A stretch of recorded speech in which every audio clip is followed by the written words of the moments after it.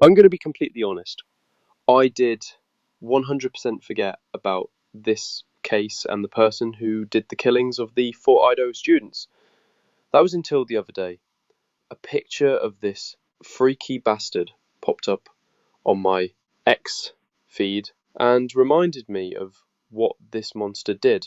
Now, I have done videos about this story 2 years ago when it happened, and in one of my videos I was convinced it was the other two housemates that survived that did the killings because of the way they handled the situation, as well as the 911 call they made saying it looks like one of the housemates has passed out. And I was like, surely they had to seen all the blood everywhere, especially with what we know now of the housemates' injuries. So a quick reminder of what happened on that night. In the early hours of November 13th, 2022, four University of Idaho students were fatally stabbed in a house on 1122 King Road in Moscow, Idaho. The names of the victims were Zaire Knodel, Ethan Chapin, Kaylee Gonsalves, and Madison Mogan.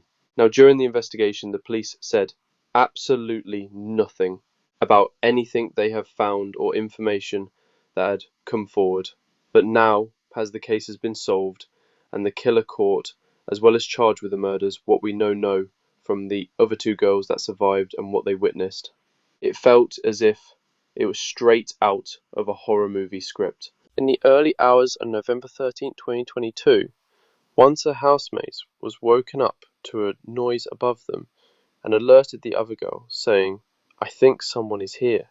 As she opened her bedroom door, she could hear crying from one of the rooms, believed to be Xana Kanodel's room, and then a male's voice saying, "It's okay, I'm going to help you."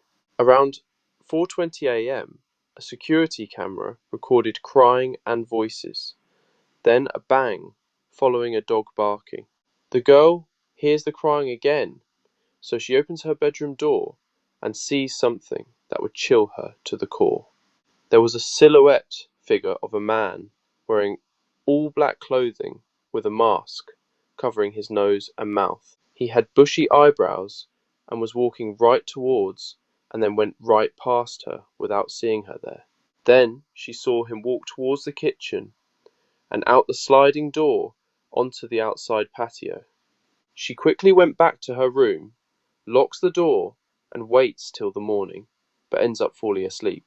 As the two roommates awoken hours later, they quickly called friends to come over to the house. They are still afraid of what happened. They wanted help in case the intruder was still there. Someone called the police, and by noon, all four bodies were found. Xana Knodel and Ethan Chapin were found in Xana's room, and Katie Goncalves and Madison Mogan were found in Madison's room. Xana was stabbed over 50 times and had defense wounds on her hands and believed to have fought back intensely. Ethan had multiple stab wounds, but they believe that he was killed in his sleep. Kaylee was stabbed 20 plus times, blunt force trauma, and facial disfigurement. She was left unrecognizable due to her injuries. And Madison was stabbed multiple times, defensive wounds on hands, arms, and gash under her eye. It was a gruesome scene that police would never forget. But on December 30th, 2022, police arrested Brian Koberger on suspicion of murder and later charged for the crimes.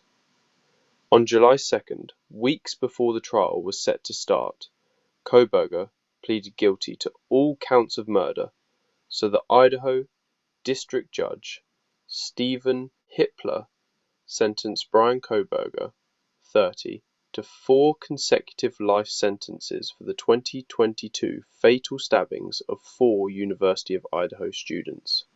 And so on July 23rd, 2025, he was escorted out of the courtroom and sent to Idaho Maximum Security Institution in Kuna, where he will spend the rest of his life rotting in a prison cell.